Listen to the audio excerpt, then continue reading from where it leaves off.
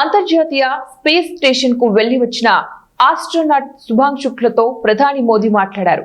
ఢిల్లీలో ఆ ఇద్దరు పలు అంశాలపై తమ అభిప్రాయాలను వ్యక్తం చేసుకున్నారు. యాక్సియం 4 స్పేస్ మిషన్ కు గ్రూప్ కెప్టెన్ శుక్లా పైలట్ గా చేశారు. సోమవారం ఆ ఇద్దరు కాసేపు ముచ్చటించారు. ఆ భేటీకి సంబంధించిన వీడియోను రిలీజ్ చేశారు.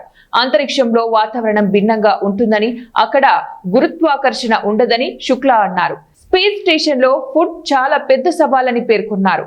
అక్కడ చాలా తక్కువ స్థలం ఉంటుందని, దానివల్ల కార్గో చాలా ఖరీదుగా మారుతుందని శుక్లా చెప్పారు. మనకు కావలసిన ఆహారాన్ని టైట్ గా ప్యాక్ చేస్తామని, ప్రయోగాలు ఎప్పటికీ కూడా జరుగుతూనే ఉంటాయన్నారు. నేను ఎక్కడికి వెళ్లినా అక్కడ అందరూ సంతోషంగా ఉన్నారని, అంతరిక్ష రంగంలో భారత్ మెరుగైన ప్రదర్శన ఇస్తుందన్న విషయం అందరికీ తెలుసు అని శుక్లా అన్నారు. గగన్యాన్ ప్రాజెక్టు గురించి ఎంతో మంది ఆసక్తిగా ఉన్నట్లు తెలిపారు.